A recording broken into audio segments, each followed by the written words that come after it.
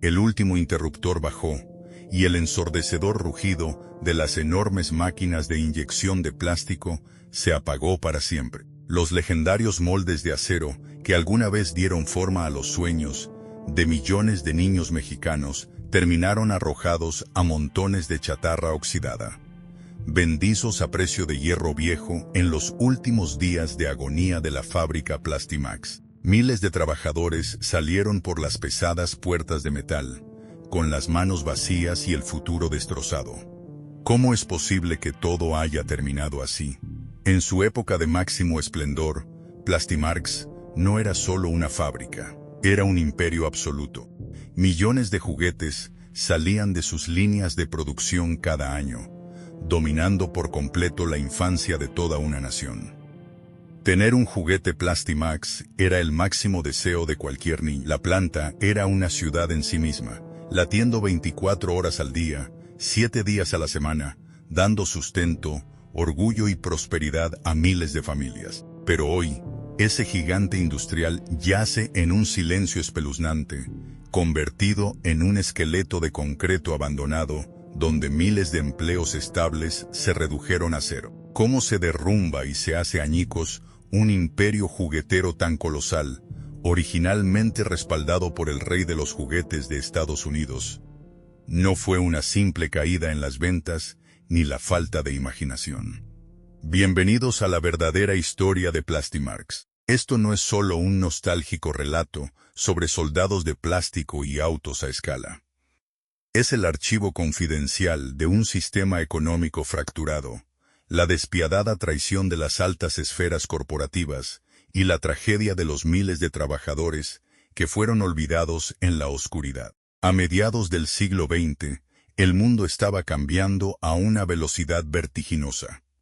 Las cicatrices de la Segunda Guerra Mundial comenzaban a sanar, dando paso a una era de prosperidad y reconstrucción sin precedentes. En los Estados Unidos, el sueño americano se materializaba en los suburbios en expansión, los automóviles relucientes y, de manera fundamental, en el acceso masivo a los bienes de consumo. En el centro de esta explosión económica se encontraba un material milagroso, maleable e indestructible, que prometía revolucionar la vida cotidiana, el plástico. Y en el epicentro de la industria del entretenimiento infantil, reinaba de forma absoluta un hombre, Louis Marx. Conocido en los círculos empresariales como el rey de los juguetes, su empresa Louis Marx & Company era un titán intocable. Marx entendía algo que cambiaría la industria para siempre.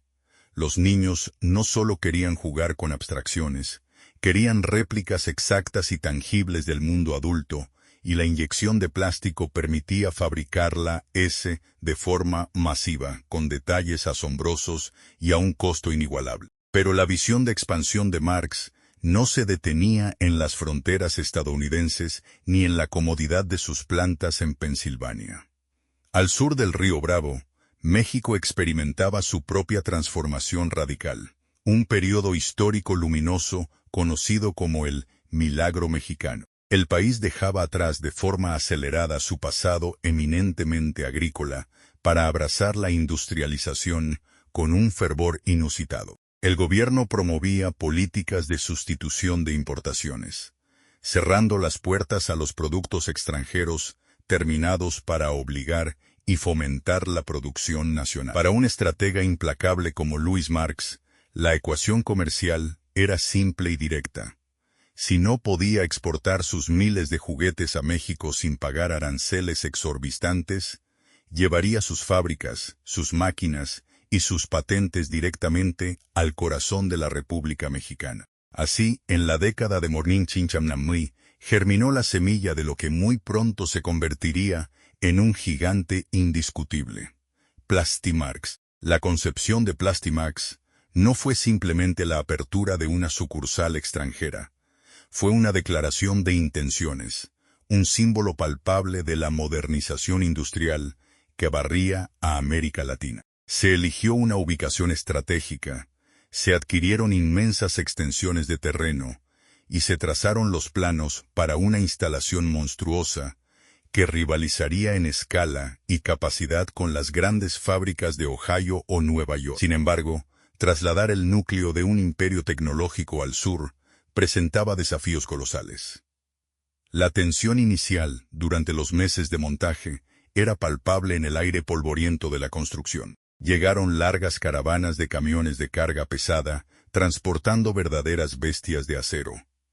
Gigantescas máquinas de inyección de plástico, pesadas prensas hidráulicas, complejos sistemas de enfriamiento y matrices intrincadas. Eran portentos de la ingeniería industrial estadounidense. Máquinas rugientes que requerían una precisión milimétrica y un mantenimiento exhaustivo para operar. La barrera no era solo logística, sino profundamente cultural y tecnológica. Los ingenieros y técnicos estadounidenses que cruzaron la frontera para supervisar la instalación se encontraron con una fuerza laboral mexicana muy entusiasta, pero en gran parte ajena a la manufactura avanzada de polímeros a esta escala monumental. Había gruesas barreras de idioma, diferencias abismales en los métodos de trabajo corporativo y una curva de aprendizaje que, en el papel, parecía una montaña escarpada imposible de escalar. En los primeros días de prueba, el choque de estos dos mundos resonaba en las amplias naves industriales de concreto.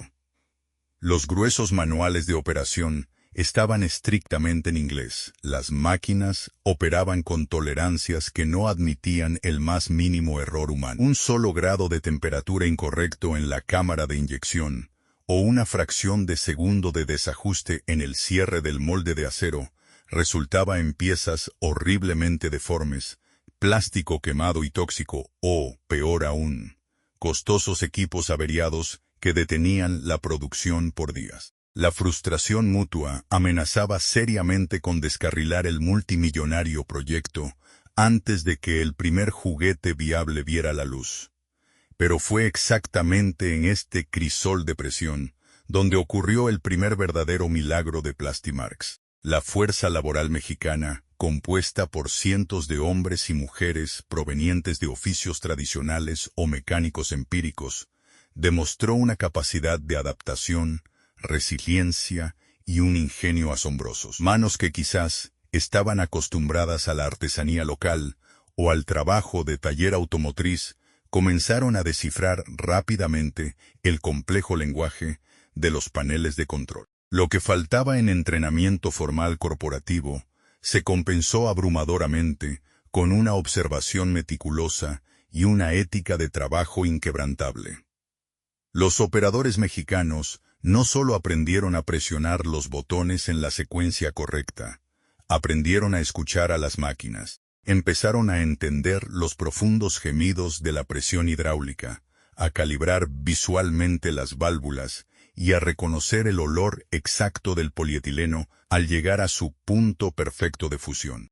En cuestión de meses, lo que parecía un proyecto caótico se transformó en una maquinaria perfectamente engrasada.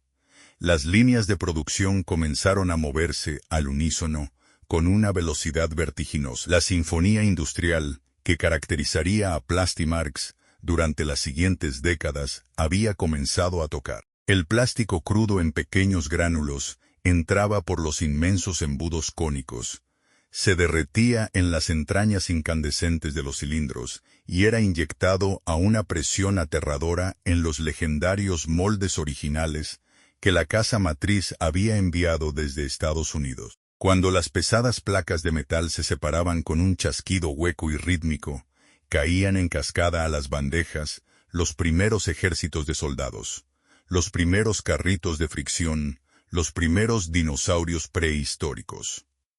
El resultado final fue deslumbrante. Los juguetes que salían de la línea mexicana no eran imitaciones pálidas ni productos de segunda categoría. Poseían exactamente la misma calidad superior, el mismo nivel de detalle microscópico y la misma durabilidad extrema que sus contrapartes estadounidenses. La verdadera magia de Plastimarx residía en su capacidad para democratizar la alegría y la aspiración.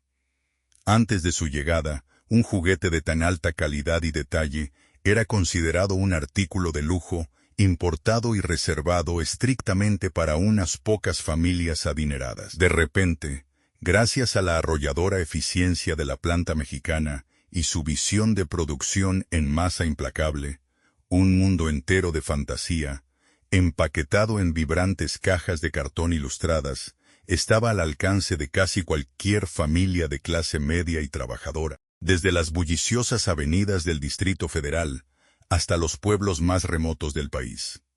La época dorada había comenzado de manera triunfal.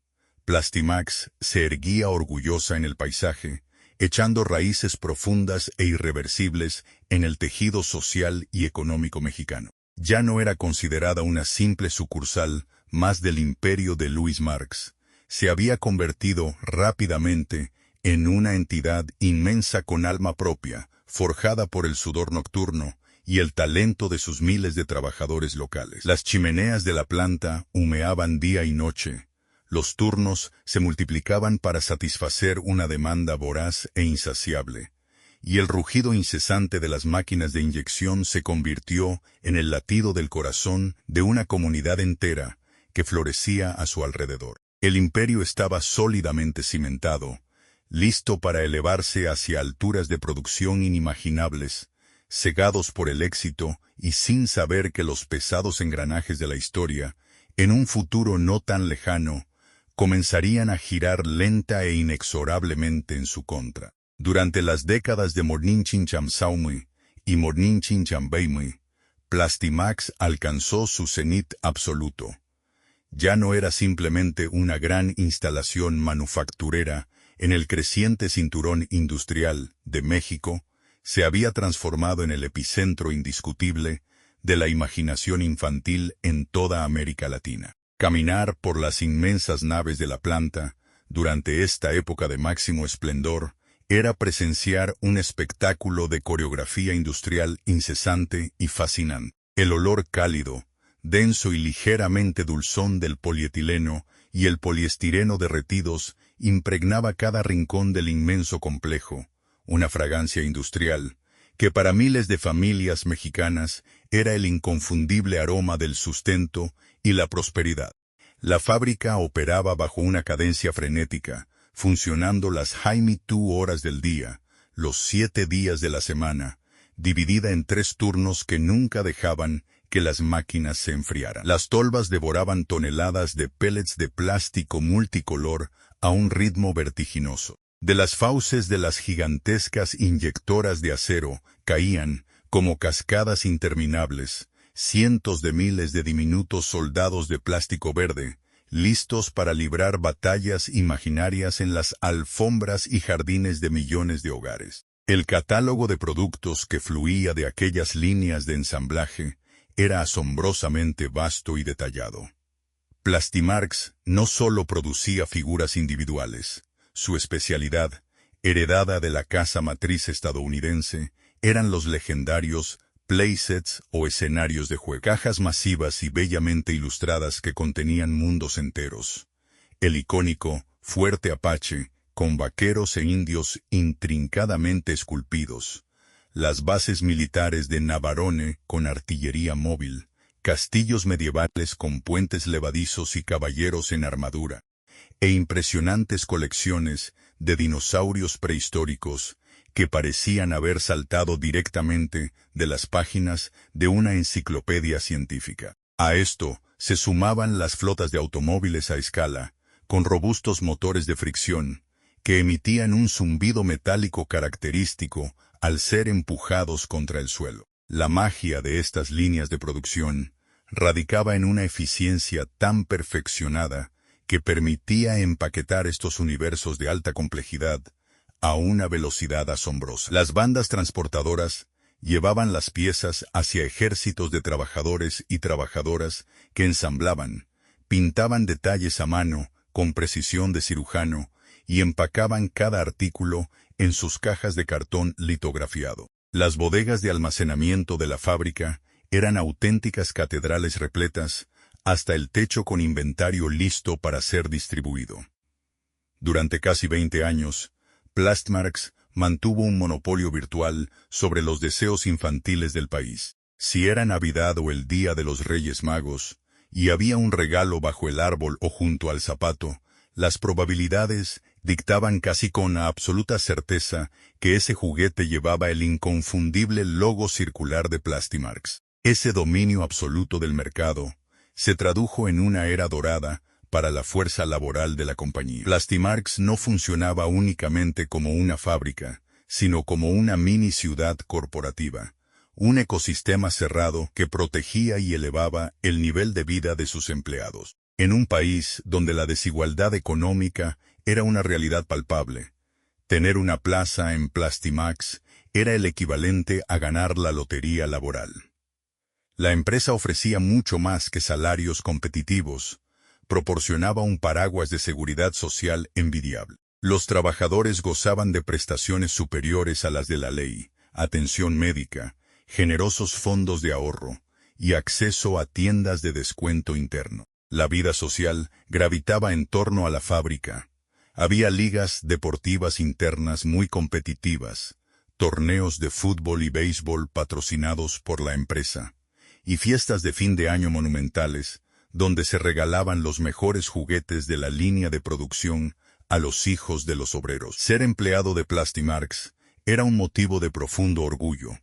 Era un empleo para toda la vida, un puesto que muchos padres esperaban heredar a sus hijos. La lealtad hacia la empresa era absoluta, cimentada en la creencia de que la prosperidad de la fábrica y el bienestar de las familias estaban indisolublemente unidos para siempre. Sin embargo, debajo de esta deslumbrante superficie de éxito financiero, dominación del mercado y utopía laboral, existía un riesgo latente, una vulnerabilidad estructural profunda que casi nadie notó en los tiempos de abundancia. Era el talón de Aquiles del Imperio Mexicano. A pesar de su colosal capacidad de producción y su inmensa fuerza laboral, Plastimarks de México carecía por completo de independencia creativa e intelectual. La planta era un gigante de la manufactura, pero era estéril en innovación. No había un departamento de investigación y desarrollo significativo. No había diseñadores de juguetes locales ni ingenieros creando nuevas patentes. Absolutamente todo, cada diseño de personaje, cada mecanismo de engranaje, cada licencia de marca y, lo más importante, los monumentales e invaluables moldes de acero originales, provenía directamente de las bóvedas de Louis Marks & Company en Estados Unidos. La fábrica mexicana era simplemente una extensión musculosa que ejecutaba las órdenes de un cerebro situado a miles de kilómetros de distancia, en Nueva York y Pensilvania. Mientras la casa matriz enviara puntualmente los moldes de las nuevas tendencias y personajes, la máquina de hacer dinero en México seguiría imprimiendo riqueza. Pero esta total dependencia dictaba una sentencia implícita y aterradora.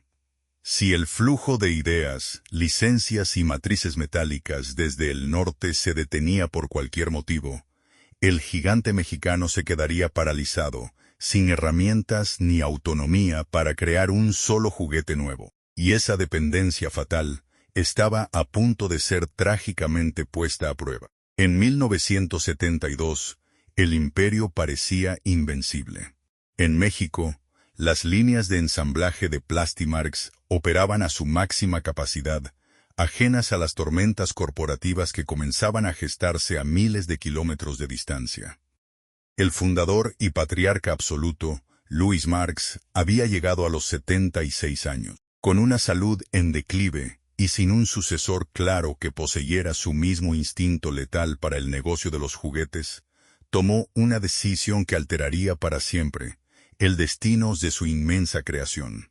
Decidió vender. Por la asombrosa cifra de $54 millones, Louis Marks & Company fue adquirida en su totalidad por la corporación Quaker Oats. A primera vista, parecía una inyección masiva de capital por parte de un gigante industrial sólido y confiable. Pero en la práctica, fue un choque de culturas corporativas con consecuencias devastadoras. Quaker Oats era un conglomerado titánico, pero su vasta experiencia radicaba en vender avena, cereales y alimentos procesados. Sus ejecutivos en Chicago Entendían de márgenes de ganancia estables, fechas de caducidad y logística de distribución en supermercados, pero no sabían absolutamente nada sobre la magia errática, emocional y altamente estacional del mercado mundial de juguetes infantiles. Casi de la noche a la mañana, la atmósfera en las oficinas centrales cambió drásticamente, y las réplicas de ese sismo se sintieron hasta la base de la pirámide. Los creativos excéntricos, los escultores de moldes y los ingenieros obsesionados con los intrincados mecanismos de fricción fueron reemplazados por analistas financieros con trajes a medida y rígidas hojas de cálculo. Para estos nuevos directivos, un batallón de soldados de plástico o un complejo fuerte Apache no eran vehículos de la imaginación y la alegría infantil.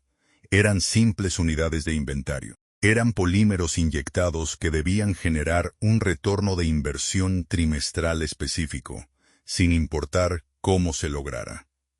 Los temblores de este terremoto corporativo tardaron muy poco en cruzar la frontera y golpear las masivas instalaciones de Plastimarx. De repente, las directrices que llegaban del norte ya no trataban sobre la durabilidad del plástico, la precisión de los ensamblajes o el lanzamiento de nuevas líneas de productos que revolucionaran el mercado. Los memorándums ahora exigían, de manera fría y calculada, la optimización extrema de los costos de producción. Se instaló una cultura de austeridad implacable. Los gerentes en México, que durante años habían sido recompensados por mantener la calidad superior que caracterizaba a la marca, ahora recibían una enorme presión para acelerar las máquinas, reducir el tiempo del ciclo de inyección y recortar drásticamente cualquier gasto que no fuera estrictamente indispensable para mantener las luces encendidas. Los trabajadores mexicanos, profundamente orgullosos de su oficio, comenzaron a notar cómo los procesos se estandarizaban hasta el absurdo. Se redujo el presupuesto vital para el mantenimiento preventivo de esas invaluables y costosas bestias de acero. Los técnicos especializados, que antes reemplazaban componentes al menor signo de desgaste para garantizar un acabado de primera clase, ahora recibían instrucciones severas de hacer que las refacciones duraran más tiempo. Quaker Oats intentaba aplicar las reglas de la venta masiva de cereales a la inyección de plásticos complejos, ignorando el hecho fundamental de que un molde desgastado significaba un juguete defectuoso, y un producto defectuoso significaba la pérdida de la lealtad de un niño. El experimento de Quaker Oats con la industria del juguete fue, en retrospectiva, un desastre financiero de proporciones épicas. Incapaces de adaptarse a las rápidas tendencias del mercado y asfixiados por su propia y lenta burocracia corporativa, los ejecutivos de Chicago vieron cómo las ganancias de la otrora orgullosa Mark's Toys se desplomaban estrepitosamente. Para 1976, desesperados por detener la incesante sangría económica, Quaker Oats decidió deshacerse del problema de una vez por todas. Vendieron la compañía a un conglomerado británico llamado Dunby Convex Marks, DCM. Si la primera venta fue un golpe bajo a la identidad de la empresa, esta segunda transacción fue una herida profunda, abierta y sangrante. Para la gigantesca planta de Plastimarx en México, este nuevo cambio de manos significó pasar de la incomprensión de los ejecutivos alimenticios a la despiadada crueldad financiera de un corporativo internacional sobreendeudado.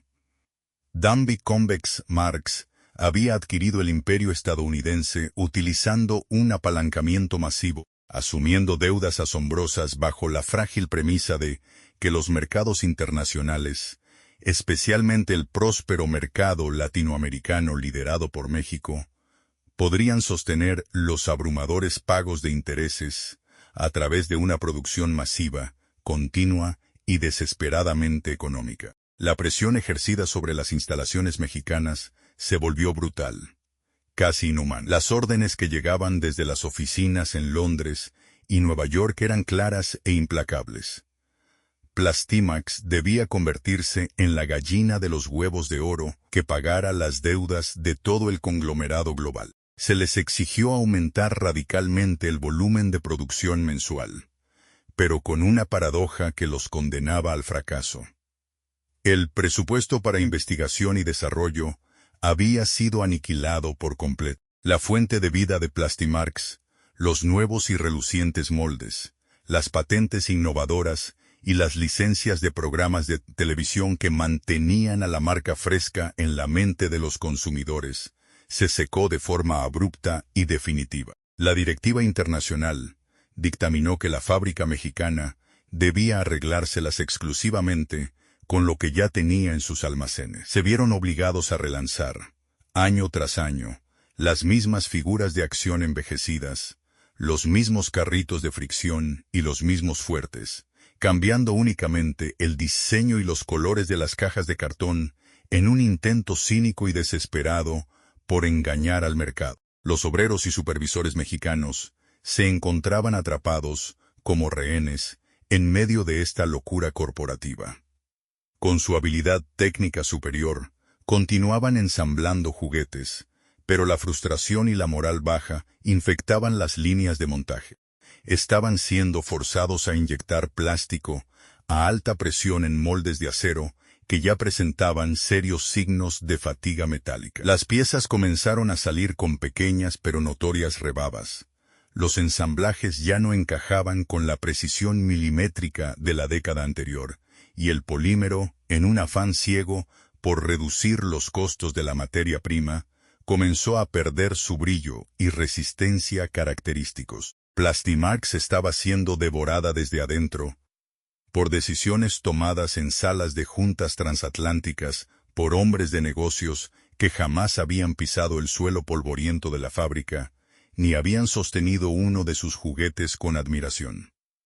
La desconexión era absoluta. Mientras los operarios en México hacían verdaderos milagros para mantener las máquinas funcionando y la producción fluyendo, la cúpula directiva solo miraba las gráficas de ingresos, ciegos al hecho de que estaban destruyendo irreversiblemente el activo más valioso de la empresa, su reputación inmaculada. Las semillas del colapso institucional ya habían sido plantadas profundamente en el piso de concreto de la fábrica. Pero lo que la lejana gerencia internacional no sabía, y lo que los leales trabajadores mexicanos jamás pudieron prever, era que esta grave debilidad interna estaba a punto de colisionar de manera frontal con el peor desastre macroeconómico en la historia moderna de México. La verdadera tormenta perfecta apenas comenzaba a formarse en el horizonte oscuro de la década de los 80. Para comprender el verdadero punto de quiebre de Plastimarx, es imperativo alejar la mirada de las líneas de ensamblaje por un momento y observar el abismo que se abrió repentinamente bajo los pies de toda una nación. El año 1982 no fue simplemente un ciclo financiero negativo. Fue el inicio brutal de lo que los historiadores y economistas bautizarían como la década perdida de América Latina. Durante los años 70, México había experimentado un espejismo de riqueza inagotable, impulsado por el descubrimiento de vastos yacimientos petroleros y un endeudamiento externo masivo por parte del gobierno. Pero cuando los precios internacionales del crudo se desplomaron inesperadamente y las tasas de interés globales se dispararon, la ilusión de primer mundo se hizo añicos. En febrero de Morninchinchamtamejay, el gobierno mexicano, asfixiado por la deuda impagable, se vio obligado a devaluar dramáticamente su moneda. De la noche a la mañana, el dinero perdió su valor. La onda expansiva de esta catástrofe macroeconómica golpeó los muros de la fábrica Plastimax con la fuerza de un huracán categoría 5. Hasta ese momento, el modelo operativo de la inmensa planta, aunque ya debilitado por las constantes exigencias financieras de sus endeudados dueños británicos, DCM, seguía funcionando bajo una profunda dependencia de la importación. La maquinaria especializada, las refacciones de las prensas hidráulicas y, lo más crítico de todo, los miles de toneladas de pellets de polímeros vírgenes de alta resistencia se compraban mayoritariamente en el extranjero y se pagaban en dólares estadounidenses. Al devaluarse el peso mexicano, el costo operativo de mantener las máquinas encendidas se multiplicó de manera exorbitante, volviéndose financieramente insostenible.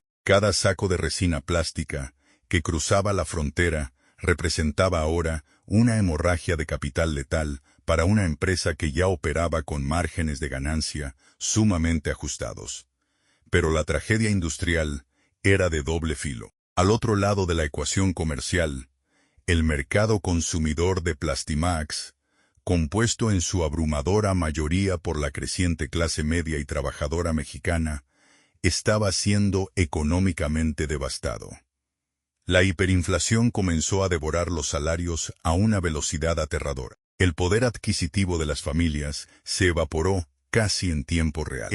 El dinero que antes se destinaba al esparcimiento, los regalos de cumpleaños y las festividades, se redirigió de manera desesperada hacia la supervivencia básica, comprar alimentos que subían de precio cada semana, pagar vivienda y medicinas. Los juguetes, que durante más de 2 décadas fueron el símbolo asequible de la alegría infantil en el país, se convirtieron abruptamente en artículos de lujo superfluos e inalcanzables. Las ventas en los grandes almacenes de la capital y en las pequeñas jugueterías de provincia se desplomaron a niveles que la compañía jamás había proyectado en sus peores escenarios. Los inmensos almacenes de distribución de Plastimax, antes palpitantes de actividad, comenzaron a llenarse de montañas de inventario estancado.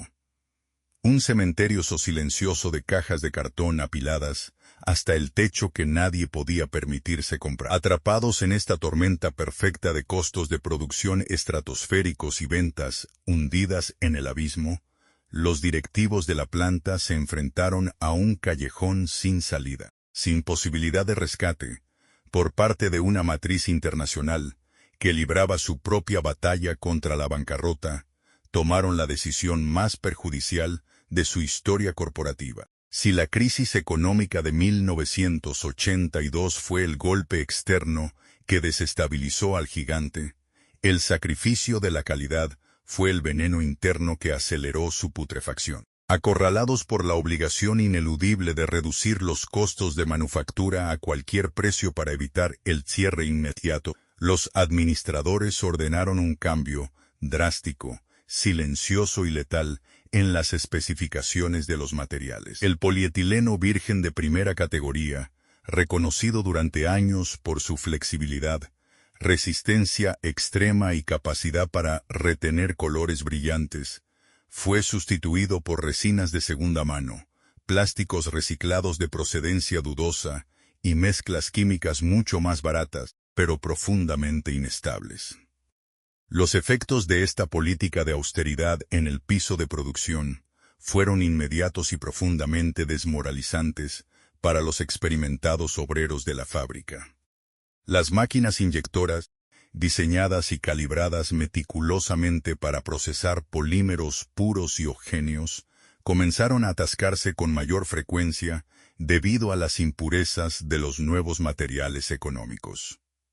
El aire en las naves industriales cambió. El característico olor limpio del plástico fundido fue reemplazado por un tufo químico más acre y ahumado.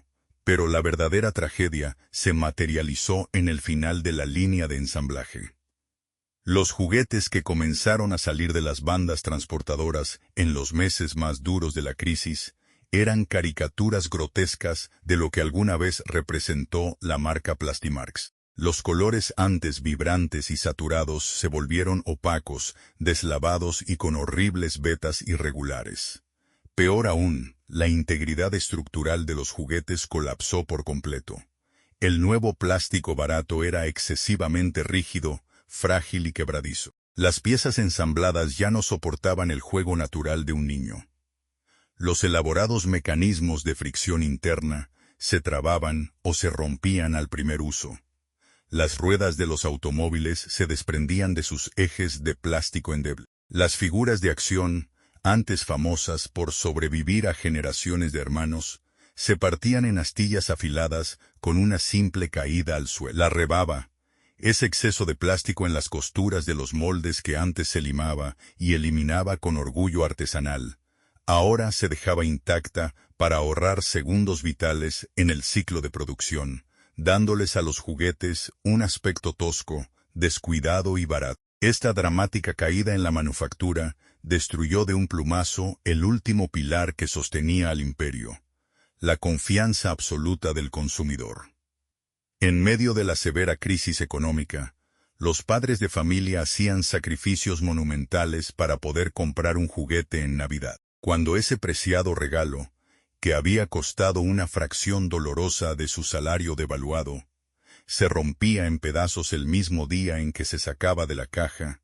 La tristeza de los niños se transformaba rápidamente en la profunda indignación de los adultos. El contrato social no escrito, forjado durante décadas entre la marca y las familias mexicanas, se rompió de manera irreparable.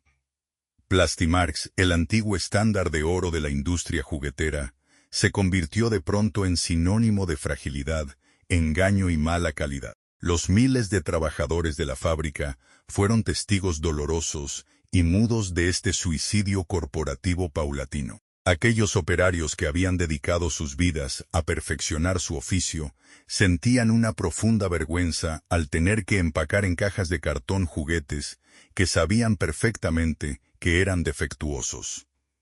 La moral se hundió. Ya no trabajaban para crear sueños, operaban de forma automática para cumplir con cuotas de supervivencia dictadas por la desesperación. Y mientras la fábrica mexicana luchaba inútilmente por mantenerse a flote vendiendo plástico quebradizo, un evento catastrófico al otro lado del océano Atlántico estaba a punto de cortar sus últimas líneas de vida, dejándolos completamente huérfanos. Para el año 1980, el otrora todopoderoso imperio mundial de Louis Marx se encontraba en soporte vital, agonizando lentamente bajo el peso aplastante de sus propias deudas y su incapacidad crónica para modernizarse. El conglomerado británico Danby Convex Marx, DCM, que había comprado la empresa en un intento desesperado por dominar el mercado global, colapsó espectacularmente, declarándose en bancarrota oficial. Las ondas de choque de esta implosión financiera masiva cruzaron el Atlántico y golpearon directamente los cimientos de la planta mexicana. Las oficinas corporativas en Nueva York y Londres fueron desmanteladas. Sus inmensos inventarios fueron liquidados a precio de remate por los bancos acreedores, y el corazón del imperio estadounidense dejó de latir para siempre. Para Plastimarx en México, este evento no fue solo una mala noticia financiera. Fue una sentencia de muerte diferida. Durante casi 3 décadas, la planta mexicana había funcionado como el músculo de una gigantesca maquinaria operativa. Pero el cerebro, el diseño, la ingeniería, los derechos de autor y el suministro de herramientas de alta tecnología siempre había residido en el norte. De la noche a la mañana, ese cordón umbilical fue cortado de tajo y de forma irreversible. Plastimarx, que alguna vez fue la joya de la corona de la expansión latinoamericana, se convirtió en un gigante huérfano, abandonado a su suerte en medio de las ruinas de una economía mexicana que ya estaba siendo devorada por la hiperinflación. El aislamiento fue absoluto y aterrador. Los teletipos y las líneas telefónicas que antes zumbaban con directrices y nuevos pedidos internacionales se sumieron en un silencio sepulcral. La consecuencia más inmediata y catastrófica fue la pérdida total del acceso a licencias internacionales. Ya no había presupuesto ni estatus legal para fabricar a los superhéroes de moda, ni a los personajes icónicos de la televisión estadounidense que garantizaban ventas seguras cada temporada navideña. Peor aún, el flujo vital de nuevos moldes de inyección se detuvo en seco. El departamento de herramientas y troqueles de la casa matriz, que solía enviar las matrices de acero inmaculadas y listas para la producción masiva, había desaparecido en la liquidación de la empresa. Los administradores locales se encontraron atrapados en una pesadilla logística sin precedentes. Estaban solos, con una nómina gigantesca de miles de trabajadores que dependían de ellos para alimentar a sus familias, naves industriales del tamaño de estadios llenas de maquinaria pesada y absolutamente ninguna innovación en el horizonte. Para sobrevivir, la directiva no tuvo más opción que mirar hacia el pasado. Tuvieron que descender a las profundas e inmensas bodegas de la fábrica, retirar las lonas cubiertas de polvo de las estanterías de almacenamiento, y resucitar los pesados moldes de acero de las décadas de los 60 y 70. La estrategia de supervivencia era tan simple como patética. Iban a tener que vender la nostalgia de ayer a los niños de hoy, atrapados en un bucle temporal industrial, del que no tenían los recursos para escapar. Lo que siguió en el piso de producción de Plastimarx, durante la primera mitad de la década de los 80, fue una guerra diaria, agotadora y trágica, contra el inevitable desgaste del metal y el tiempo. Reutilizar moldes de inyección, que tenían 15 o 20 años de antigüedad, no era una simple cuestión de volver a conectarlos a las prensas hidráulicas. Estos enormes bloques de acero, que pesaban toneladas, habían sido diseñados originalmente para soportar un número finito de ciclos de inyección, antes de ser descartados y reemplazados. Ahora, estaban siendo forzados a operar mucho más allá de su vida útil garantizada, inyectando un plástico de ínfima calidad que aceleraba su corrosión. El daño estructural era evidente y desgarrador. Las diminutas y precisas cavidades que alguna vez esculpieron con detalle microscópico los rostros de los soldados, las escamas de los dinosaurios o los remaches de un tanque de guerra, estaban ahora rayadas, abolladas y deformadas por la fatiga del metal. Cuando la gigantesca presión hidráulica inyectaba el polímero hirviendo en estas matrices arruinadas, el plástico se filtraba por las grietas microscópicas. El resultado eran juguetes que salían de las máquinas rodeados de gruesas capas de rebaba afilada, con extremidades fusionadas de manera grotesca o piezas que simplemente no encajaban en la línea de ensamblaje final. Los heroicos obreros y técnicos de mantenimiento de la planta libraron una batalla perdida de antemano para intentar mantener la dignidad del producto. En un entorno donde no había dinero para importar refacciones originales desde Estados Unidos, el ingenio mexicano de la vieja guardia tuvo que salir al rescate.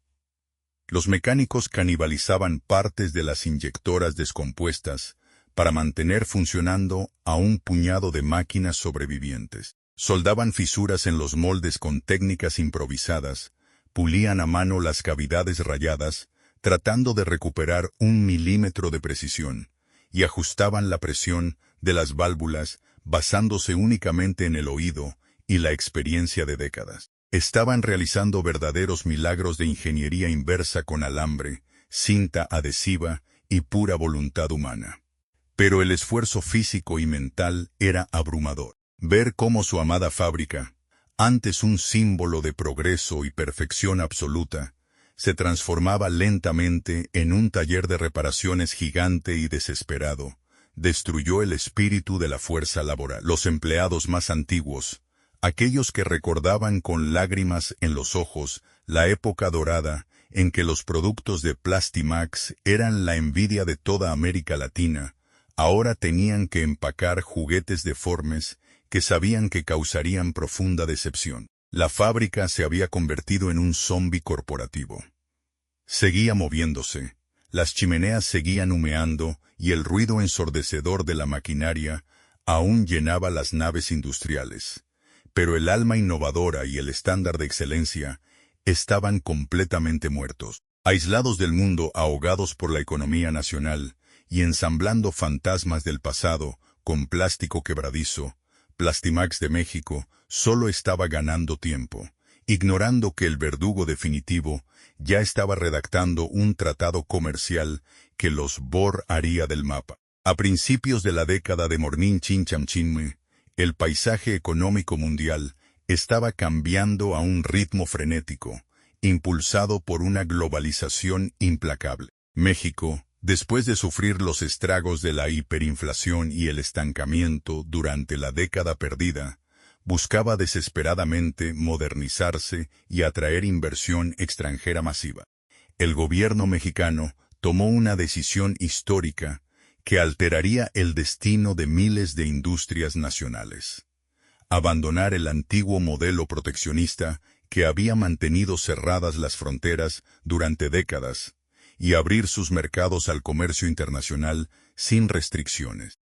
Esta transformación radical culminó el mod de enero de Mornin Chincham Chinmitú, con la entrada en vigor del Tratado de Libre Comercio de América del Norte, conocido como el Telsiano NAFTA, por sus siglas en inglés. Para los políticos en televisión y los macroeconomistas, este acuerdo representaba el añorado billete de entrada de México al primer mundo. Pero para la exhausta, endeudada y tecnológicamente obsoleta fábrica de Plastimarx, el tratado no fue una oportunidad dorada de expansión. Fue la firma definitiva de su sentencia de muerte. Durante los años más duros de la crisis, Plastimarx había sobrevivido en un estado de letargo industrial, sostenida casi exclusivamente por el hecho de que las familias mexicanas de clase trabajadora tenían muy pocas alternativas asequibles en los estantes comerciales. Eran un monopolio por descarte. Pero cuando las enormes barreras arancelarias finalmente se derrumbaron, las compuertas del mercado nacional se abrieron de par en par. Un auténtico tsunami de productos manufacturados a bajo costo en Asia y diseñados con alta tecnología en Estados Unidos inundó el país a una velocidad cegadora. De repente, los niños mexicanos descubrieron un universo de entretenimiento vibrante que les había sido negado por años. Los aparadores de las tiendas se llenaron de figuras de acción ultramodernas de superhéroes, con decenas de puntos de articulación, vehículos con luces LED y sonidos electrónicos integrados, y, lo más devastador de todo, la arrolladora llegada masiva de las consolas de videojuegos caseras que redefinieron por completo el concepto del tiempo libre infantil.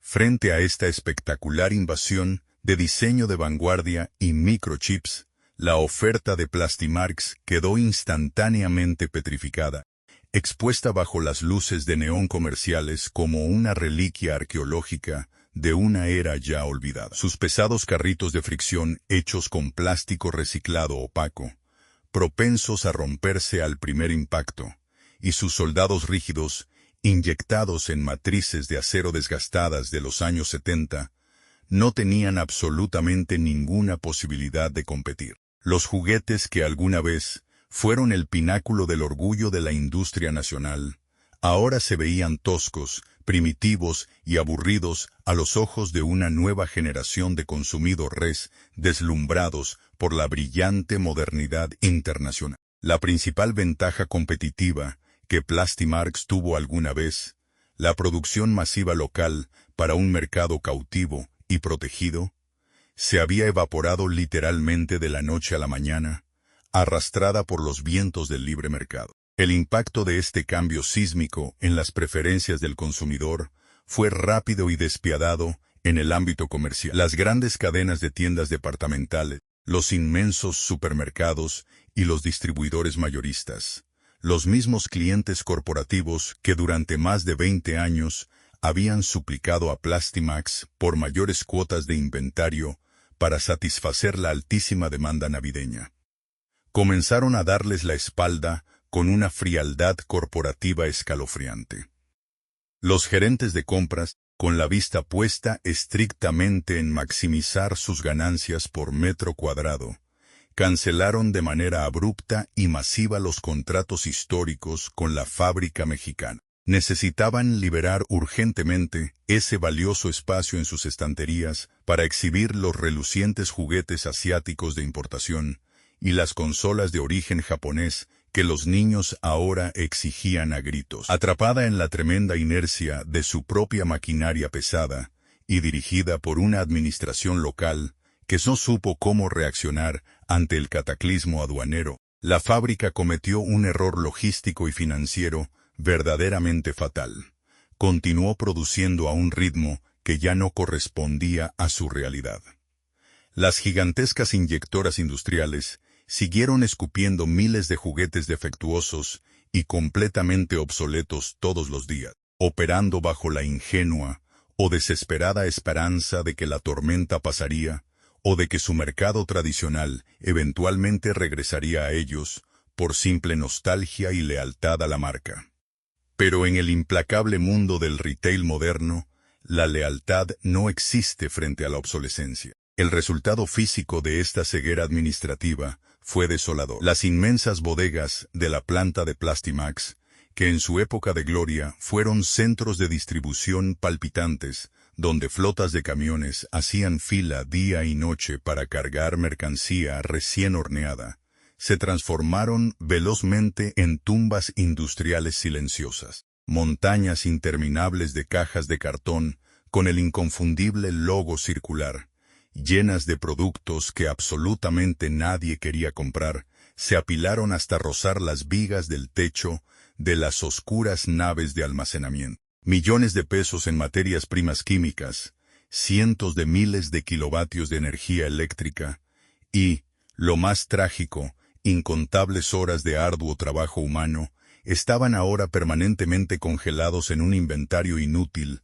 que solo acumulaba polvo e indiferencia. Este estancamiento masivo de mercancía provocó la asfixia definitiva del flujo de caja de la empresa. Sin nuevos ingresos provenientes de las ventas, y con las abultadas facturas de los proveedores acumulándose sin piedad sobre los escritorios de contabilidad, Plastimax se quedó literalmente sin oxígeno financiero para operar. Los cheques de la compañía comenzaron a rebotar en los bancos. Los pocos proveedores de resina plástica que quedaban suspendieron de inmediato las líneas de crédito, y las deudas atrasadas por servicios básicos de escala industrial se volvieron astronómicas e impagables. La legendaria fábrica, que milagrosamente había sobrevivido a devastadoras devaluaciones nacionales, al abandono corporativo internacional y a la absoluta escasez de innovación, finalmente fue acorralada y estrangulada por el libre mercado. Ya no había excusas contables, ni milagros técnicos en el piso de producción, ni estrategias dilatorias posibles. El gran corazón de acero de la planta había dejado de latir, y ahora la acorralada directiva tendría que enfrentar la tarea más oscura y humanamente dolorosa de toda su dilatada historia. A mediados de la década de los 90, la atmósfera dentro de las inmensas instalaciones de Plastimax se había vuelto densa, opresiva y casi irrespirable. El ensordecedor y vital rugido de las decenas de máquinas inyectoras que alguna vez hizo vibrar los cimientos de la comunidad entera se había reducido a un eco agónico. Muchas de las gigantescas prensas hidráulicas ya estaban apagadas de forma permanente y cubiertas con pesadas lonas grises, acumulando polvo como monumentos fúnebres de una era de prosperidad que se desvanecía rápidamente. Con las inmensas bodegas atestadas hasta el techo de mercancía invendible, víctimas directas de la brutal y colorida invasión de juguetes importados impulsada por el TSEAN, y las cuentas bancarias corporativas completamente asfixiadas, y en números rojos, la dirección de la fábrica se enfrentó a la más cruda e inevitable realidad matemática. El flujo de capital se había secado por completo.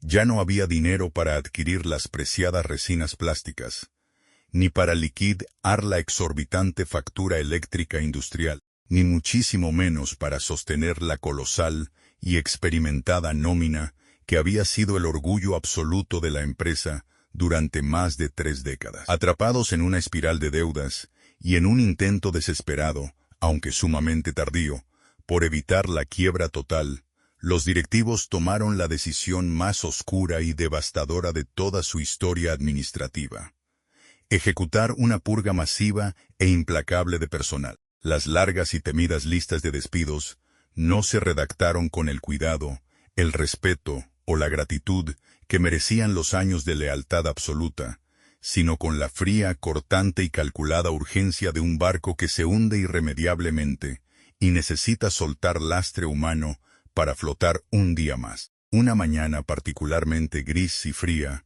el Departamento de Recursos Humanos comenzó a llamar a los operarios uno por uno. Los supervisores de turno, con la mirada baja, los hombros hundidos y los rostros desencajados por una mezcla de culpa e impotencia, comenzaron a repartir los temidos sobres Manila directamente en el piso de producción. Dentro de cada uno de esos delgados sobres de papel, aguardaba una escueta y gélida carta de terminación de contrato, escrita con un lenguaje legal, distante y corporativo. La noticia cayó como una bomba de fragmentación directa en el corazón de la fuerza laboral. No se trataba de empleados temporales, ni de jóvenes novatos recién contratados.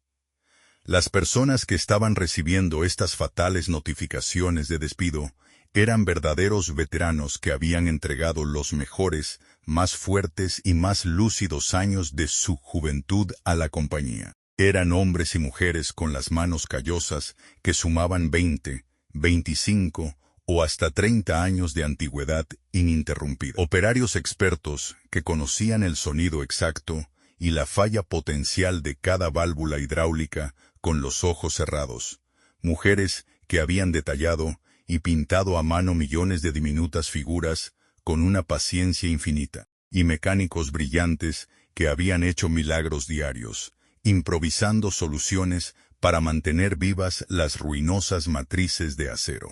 Para esta unida comunidad obrera, Plastimarx no era simplemente una fuente de ingresos o un lugar de trabajo más. Era el núcleo absoluto de su existencia y de su identidad personal. En esos largos pasillos de concreto, y bajo la luz de las lámparas de neón, habían conocido a sus esposas y esposos, habían celebrado con orgullo los nacimientos y graduaciones de sus hijos, y habían forjado amistades profundas que consideraban verdadera familia. Ser despedido de Plastimarx era, en un nivel profundamente psicológico, ser exiliado violentamente de su propio hogar. Pero la estocada mortal, la traición definitiva y despiadada, que terminó por destrozar el espíritu de los trabajadores, llegó al momento de sentarse en las oficinas y revisar las cifras exactas de su liquidación.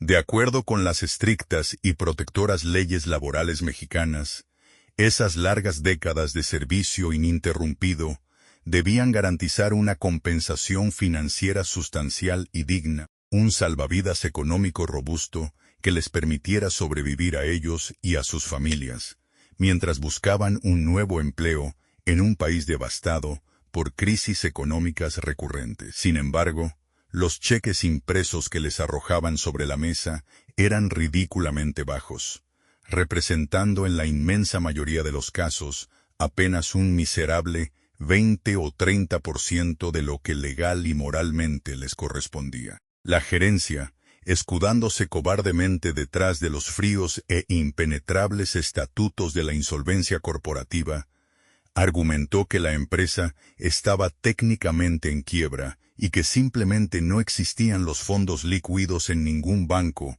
para pagar las indemnizaciones completas. El gigante industrial había masticado sus vidas, había exprimido su talento durante sus mejores años y, al final, los escupía a la calle con los bolsillos vacíos y el futuro destrozado. La voz profunda, enrica de inicial, en la incredulidad agudo, dolor poraje, despollo monumental y, declarado su asombro, ápidamente. Como una chispa, en un varal, de piel vora, en una furia colectiva, incontrolable. Los miles de trabajadores, de Plastimarx, que históricamente se han caracterizado por su fría disciplina, su orgullo artesanal y su lealtad corporativa, inquebrantable, decidieron unanimemente que no se marcha en silencio, ni acepta en borrados de la historia, con un cheque, sin fondos, liderados por los representantes sindicales, más antiguos y respetados, del piso de producción, organizaron un paro total de labores inmediato. Cientos de empleados, enfurecidos, vistiendo, en sus gastados, y manchados uniformes de trabajo que portaban, El otrora, orgulloso logotipo de la empresa, se congregaron masivamente frente a las enormes y cínicas puertas de hierro forjado de la fábrica. Bloquearon todos los accesos de camiones y colgaron de extremo a extremo inmensas banderas rojinegras que, en el lenguaje laboral e histórico mexicano, declaraban oficial y legalmente el estallido de una huelga. Bajo el sol abrasador, exigían justicia a gritos, exigían el pago íntegro, hasta el último centavo, de sus legítimas liquidaciones. Y exigían, sobre todo, una explicación cara a cara con los altos directivos que, desde la comodidad y seguridad de sus oficinas alfombradas y con aire acondicionado, habían firmado fríamente su ruina financiera. Las primeras y tensas jornadas de la huelga estuvieron cargadas de una energía combativa, vibrante y llena de esperanza. La comunidad obrera se unió como nunca antes. Se encendieron grandes fogatas en tambos de metal oxidado para combatir el cortante frío de la madrugada. Se organizaron meticulosas guardias nocturnas para evitar que los gerentes sacaran subrepticiamente la maquinaria valiosa. Y las esposas, madres e hijos de los obreros, llevaban ollas calientes de comida y café a las puertas de la planta, en una conmovedora y poderosa muestra de solidaridad comunitaria. Los huelguistas creían fervientemente, con la firmeza inamovible de quienes saben que tienen la razón moral y legal de su lado, que la enorme presión económica de detener por completo y de manera indefinida las operaciones comerciales obligaría irremediablemente a la empresa a sentarse a negociar y a cumplir con todas sus obligaciones financieras. Pero la amarga, cruel y desgarradora verdad tardó muy pocas semanas en revelarse por completo ante sus ojos cansados y ojerosos. Con el implacable paso de los días y las semanas, mientras los exiguos ahorros se evaporaban, los víveres en el campamento escaseaban peligrosamente, y la desesperación económica comenzaba a asfixiar a las familias de los huelguistas en sus propios hogares. Una comprensión helada y paralizante se instaló en el corazón del movimiento obrero. Los altos directivos nunca salieron a negociar a las puertas de la fábrica, por la simple y aterradora razón de que ya no había absolutamente nadie al mando con el poder real, la autoridad o el dinero en efectivo para resolver el monumental conflicto. Los ejecutivos de más alto rango, anticipando el inminente estallido social, habían abandonado silenciosa y cobardemente las instalaciones mucho antes de que se colgara la primera bandera rojinegra, dejando la resolución del conflicto burocrático en manos de costosos abogados externos y de tribunales laborales saturados y extremadamente lentos.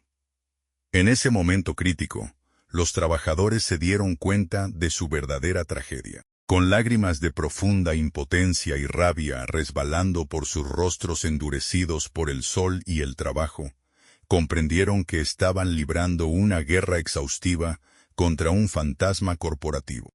Estaban invirtiendo su última energía en bloquear celosamente las puertas de un gigantesco cascarón vacío. Detrás de esas majestuosas rejas metálicas ya no existía un próspero imperio multinacional en funcionamiento al que pudieran someter o presionar económicamente. Solo había naves industriales oscuras y lúgubres, montañas de juguetes de plástico inservibles, maquinaria pesada tan completamente obsoleta que nadie en el mercado global quería comprarla ni como chatarra, y el eco lejano e inalcanzable de una época dorada que jamás volvería a materializarse. La huelga, originalmente concebida y ejecutada como un grito heroico de resistencia, justicia y dignidad obrera, se fue apagando lentamente, consumida por la inanición financiera, la burocracia interminable y la más absoluta y aplastante desesperanza. Uno a uno, con el orgullo roto y el corazón destrozado, los obreros se vieron forzados por las circunstancias a capitular. Tuvieron que tragar su ira y aceptar los miserables y humillantes acuerdos de liquidación que les ofrecían los abogados, empujados únicamente por el llanto de hambre de sus hijos y la cruda, implacable necesidad de sobrevivir al día siguiente. Las orgullosas banderas rojinegras se destiñeron y rasgaron bajo el sol y el viento, y la otrora majestuosa, unida y talentosa fuerza laboral de Plastimax se dispersó para siempre en el oscuro anonimato de las calles de la ciudad, llevándose consigo las profundas e invisibles cicatrices de una lealtad vitalicia que fue pagada con la más fría y calculada de las traiciones. El último amanecer sobre las inmensas instalaciones de Plastimax no trajo consigo el habitual y frenético ballet de cambios de turno, ni el ensordecedor coro de motores diésel de los camiones de carga, haciendo fila pacientemente en los andenes de distribución. En su lugar, el día final llegó envuelto en una niebla fría y un silencio sepulcral que parecía completamente antinatural para un espacio que había sido diseñado específicamente para la producción en masa y el ruido absoluto. Tras el devastador colapso financiero provocado por la apertura de los mercados, la pérdida irreversible de los grandes contratos comerciales y la amarga disolución de la huelga obrera, la gran fábrica había quedado reducida a un esqueleto operativo asfixiado. Un minúsculo y sombrío equipo de liquidación, compuesto por apenas un puñado de los empleados más antiguos y resignados, cruzó las inmensas puertas de hierro esa mañana con una única y lúgubre misión: apagar el corazón mecánico de la bestia de acero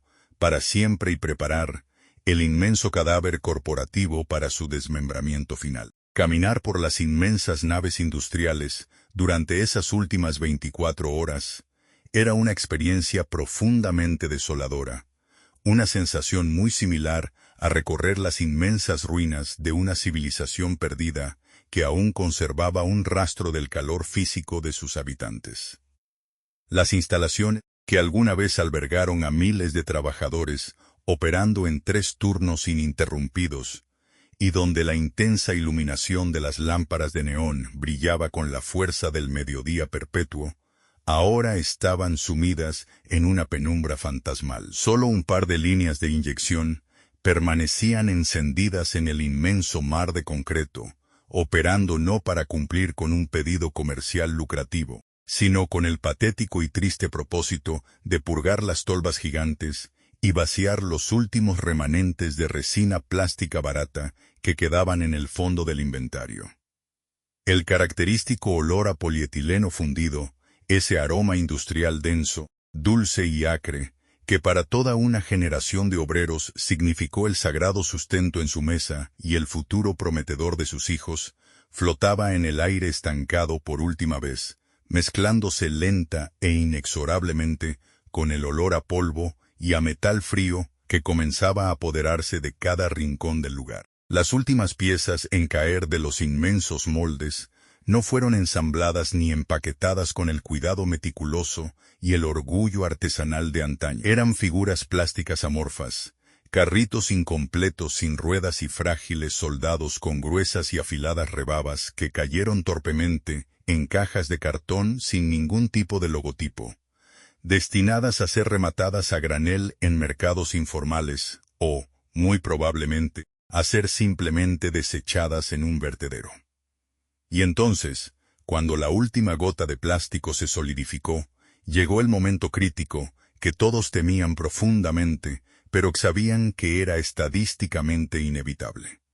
Exactamente a las 4 de la tarde, el ingeniero en jefe, un hombre encorvado que había dedicado 35 años ininterrumpidos de su vida a calibrar con devoción esas mismas máquinas desde la luminosa época dorada de Louis Marx, caminó con paso abrumadoramente pesado hacia el panel eléctrico central de la nave principal. Con una mano callosa y visiblemente temblorosa, agarró la pesada palanca de hierro del interruptor de alto voltaje y tiró de ella hacia abajo con un golpe seco.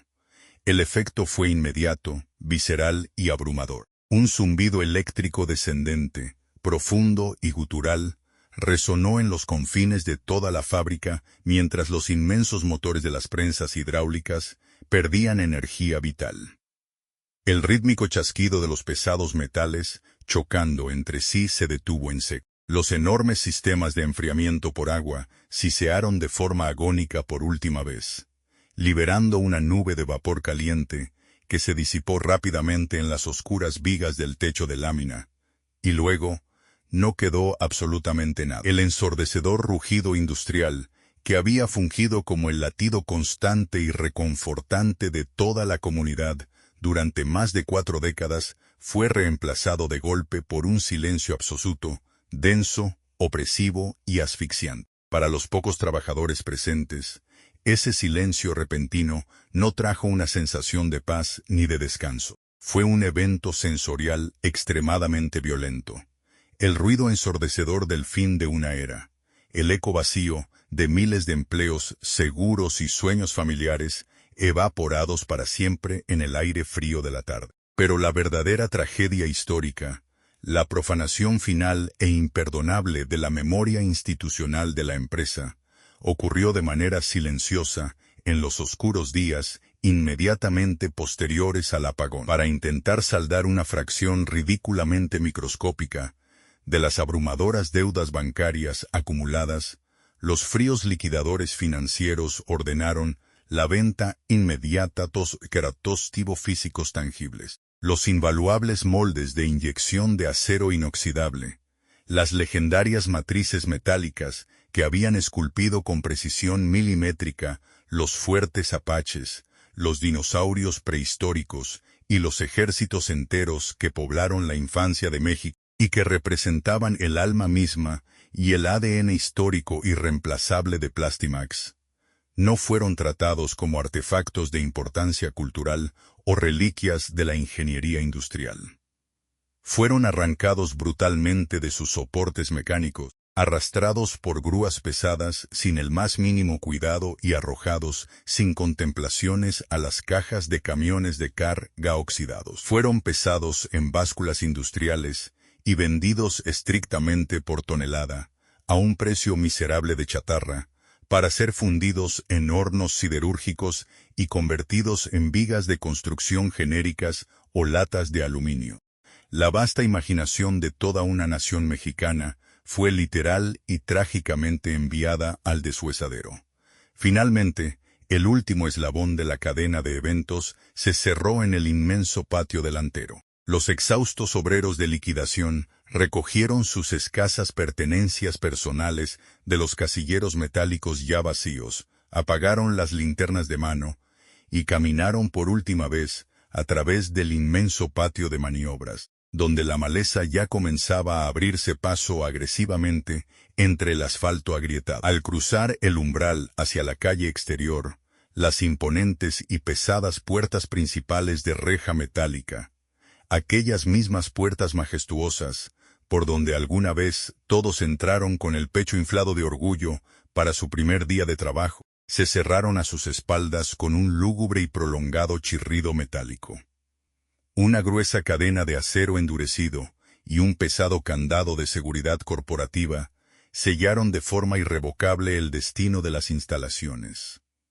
Plastimarx de México había muerto oficialmente, dejando atrás un colosal cadáver arquitectónico de concreto gris, cristal roto y acero oxidado, que se erigiría en el desolado paisaje urbano como un silencioso, monumental y doloroso recordatorio de la implacable y despiadada brutalidad del cambio económico global. Han pasado varias décadas desde que los pesados candados sellaron para siempre las majestuosas puertas de hierro de Plastimax. Con el implacable paso de los años, el inmenso complejo industrial, que alguna vez funcionó como el corazón palpitante y ruidoso del milagro económico mexicano, sucumbió lentamente al olvido y al avance depredador del desarrollo urbano. Las gigantescas naves industriales, despojadas de su maquinaria vital, fueron finalmente demolidas para dar paso a modernos centros comerciales genéricos,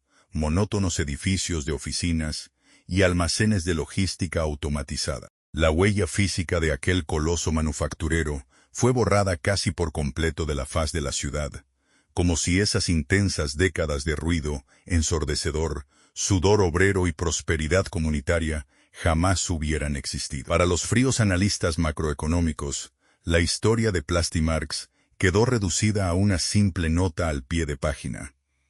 Otra estadística inevitable sobre una industria proteccionista local que fue aplastada por la modernidad y la apertura del libre mercado. Pero la historia, especialmente la historia de la cultura popular y de los objetos cotidianos, posee una profunda, hermosa y casi poética ironía. Mientras las paredes de concreto de la antigua fábrica se convertían en polvo, y las actas de liquidación corporativa se amarillaban en los oscuros archivos muertos de los bancos internacionales, algo verdaderamente extraordinario comenzó a gestarse de forma silenciosa en el mercado secundario, en los coloridos tianguis de antigüedades, en los mercados de pulgas y, más tarde, en las inmensas y globales plataformas de subastas por Internet. Los juguetes de Plastimarx experimentaron una resurrección asombrosa. Aquellos mismos pedazos de polietileno inyectado que los insensibles ejecutivos corporativos de Chicago y Londres trataron con tanto desprecio financiero, comenzaron a elevarse a la categoría de reliquias invaluables. Hoy en día, encontrar un fuerte Apache original con su caja de cartón litografiada intacta, o un detallado set de dinosaurios prehistóricos con sus colores vibrantes y sin marcas de uso, es el equivalente moderno a desenterrar un pequeño tesoro arqueológico. Los coleccionistas, en su inmensa mayoría adultos, que ahora rondan los 50 o 60 años, y que guardan un anhelo profundo e irracional por reconectar con la época más simple y feliz de su niñez, están dispuestos a pagar sumas astronómicas por estas figuras. Juguetes que en 1975 costaban apenas unos pocos pesos, hoy se cotizan y se subastan celosamente por cientos e incluso miles de dólares, protegidos en vitrinas de cristal iluminadas como verdaderas obras de arte contemporáneo. Es en este preciso fenómeno donde la crueldad del capitalismo a corto plazo se estrella de frente contra la invencibilidad de la memoria humana. Los gigantes financieros de Wall Street destruyeron intencional y sistemáticamente a la compañía, persiguiendo márgenes de ganancia trimestrales, argumentando que ese plástico barato carecía de valor real frente al avance tecnológico. Sin embargo, el tiempo, el juez más implacable de todos, ha demostrado exactamente lo contrario. Los inversionistas burocráticos de Quaker Oats y Dombey Convex Marx desaparecieron en el olvido absoluto. Sus efímeros bonos bursátiles se esfumaron en el aire, pero el meticuloso trabajo manual de los operarios mexicanos ha logrado trascender generaciones. Esos miles de dólares que hoy un coleccionista paga felizmente por un humilde carrito de fricción no son el precio de una resina plástica reciclada. Son el reconocimiento subconsciente, puro y ional del alma colectiva que se invirtió en su creación. Cada pequeña rebaba, que fue cuidadosamente limada por manos cansadas, y cada pequeño accesorio ensamblado en las largas madrugadas del turno nocturno, se han convertido en una cápsula del tiempo del orgullo obrero de una nación entera. Plastimarx es, en última instancia, un poderoso testamento y una severa advertencia sobre las prioridades distorsionadas del sistema industrial moderno. Nos enseña cómo un modelo de negocio obsesionado exclusivamente con las hojas de cálculo, las deudas apalancadas y la reducción extrema de costos puede asesinar de manera ciega a una institución cultural, dejando en la calle a miles de familias leales por un error de cálculo o un egoísta capricho corporativo. Pero de las ruinas de esa tragedia, también emerge una luz de esperanza que demuestra que el espíritu humano, cuando está cristalizado en el trabajo bien hecho, es verdaderamente indestructible.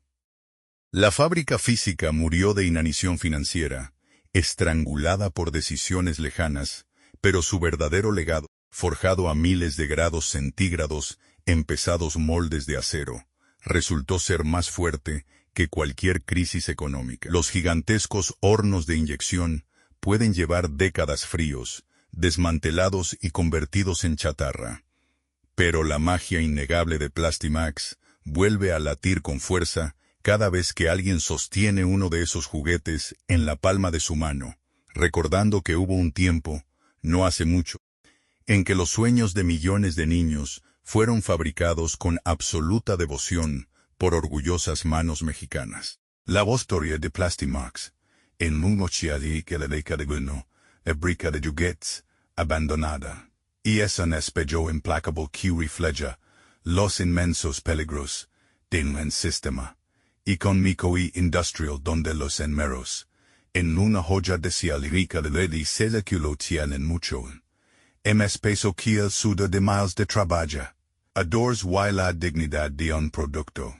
Nos recuerda brutalmente que los imperios no colapsan de la noche a la mañana, se marketan lentamente desde adentro cuando pierden su alma, cuando la innovación es reemplazada por una austeridad corporativa. Vamos cuando las decisiones de vida o de enrique de medicinas transatlánticas, completamente desconectadas de la ruidosa realidad del piso de produci, en y de los hogares de sus consumidores. Al final, la verdadera tragedia no solo se mide en colosales máquinas de acero vendidas por kilo como chatarra, ni en gigantescas naves industriales demolidas por el desarrollo urbano. Se mide en las promesas rotas, en las décadas de lealtad absoluta que fueron pagadas con notificaciones de despido, y en el dolor de una fuerza laboral que confió ciegamente en un contrato social corporativo que resultó ser una cruel ilusión. Sin embargo, frente a la fría y despiadada lógica del mercado global que los asfixió y los borró del mapa, prevalece la magia invencible de la memoria humana. El legado definitivo de Plastimax no reside en las cenizas de su quiebra, sino en el recuerdo imborrable de toda una nación que alguna vez encontró la felicidad absoluta moldeada en plástico. Es un tributo perenne a las incansables manos obreras mexicanas que, a pesar de todo, construyeron los sueños de una época irrepetible. Si esta inmersión profunda en la historia industrial, los errores directivos y las sombras corporativas de Plastimax te ha hecho reflexionar sobre el verdadero costo del progreso global y el destino de los trabajadores, te invitamos a formar parte de nuestra comunidad. Suscríbete al canal para no perderte nuestras próximas investigaciones, activa la campana de notificaciones y comparte tu opinión en la caja de comentarios. ¿Alguna vez sostuviste un juguete Plastimax en tus manos o conoces la historia de alguna gran fábrica en tu ciudad que haya sufrido un destino similar y silencioso? Tu voz es fundamental para seguir documentando la memoria de estos gigantes caídos. Gracias por acompañarnos hasta el final de este viaje. Nos vemos en el próximo archivo.